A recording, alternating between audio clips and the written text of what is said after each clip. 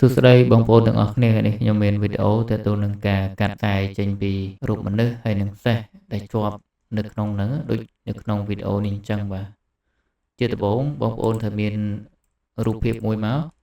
បន្ទាប់មកទាញចូលនៅក្នុង Adobe Photoshop បាទបន្ទាប់មកបងប្អូនយកកន្លែងនេះមកយក Pen Tool នេះមកคลิกចំវាមកបន្ទាប់មកចុចឲ្យជាប់សេរីនៅ Clean មកបាទដើម្បីពង្រីកពង្រួមคลิกចឹងមកបាទគូធ្វើម៉េចឲ្យវាមាន space ដក clear កុំឲ្យគូសជាន់នៅកន្លែងខ្សែហ្នឹងដក clear វាតិចតិចចឹងមកហើយគូបានស្អាតមកតាមរូបបងប្អូនជាក់ស្ដែងបាទ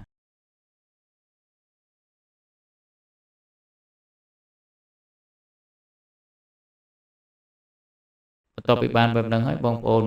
control ហើយ enter បាទបន្ទាប់ពីបាន select បែបហ្នឹងហើយបងប្អូនចូលកន្លែង edit នេះមកបន្ទាប់មកយកពាក្យនេះ content area fill បាទចុចលើវាមកបាទនេះគឺជារូប preview ចេញមកគឺវាស្អាតអញ្ចឹងហើយបន្ទាប់មកបងប្អូនចុច apply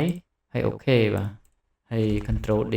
បាទរូបយើងគឺបានស្អាតហើយបិទបើកភ្នែកមើលថាវាបាន%